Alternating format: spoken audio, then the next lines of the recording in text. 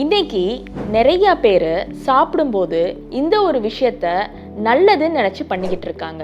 ஆனால் இந்த ஒரு விஷயம் அவங்களுக்கு எந்த அளவுக்கு கெடுதல் பண்ணுதுன்றது அவங்களுக்கு தெரியல. ஸோ நான் எந்த விஷயத்த சொல்ல போகிறேன்றதை தெரிஞ்சுக்கிறதுக்கு இந்த வீடியோவை கடைசி வரைக்கும் ஸ்கிப் பண்ணாமல் பாருங்கள். ஸோ அது எந்த விஷயம்னா, சாப்பிடும்போதோ இல்லை சாப்பிட்டு முடிச்சிட்டோ கார்பனேட்டட் ட்ரிங்க்ஸை குடிக்கிறது. ஸோ இந்த கார்பனேட்டட் ட்ரிங்க்ஸை உங்கள் உடம்புக்கு என்னெல்லாம் கெடுதல் பண்ணுதுன்றதை பார்க்கலாம். நம்பர் 1, நிறைய பேர் இந்த கார்பனேட்டட் ட்ரிங்க்ஸை குடிச்சு அவங்களோட ஃபுல்னஸையும் ப்ளோட்டிங்கையும் சரி பண்ணிடலாம்னு நினைக்கிறாங்க.